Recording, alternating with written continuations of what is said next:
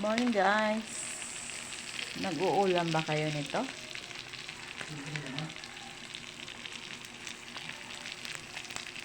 Ayan, sinaing ang tawag dito sa amin sa Bisaya. Sinaing na isda.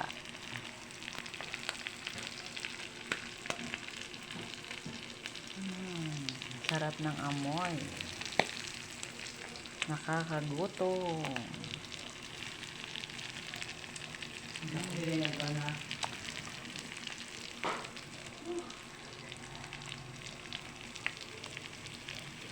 Pasensya na po at medyo maingay.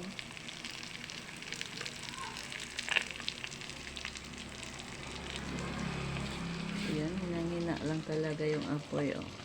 Ayan. Para masarap yung ano niya.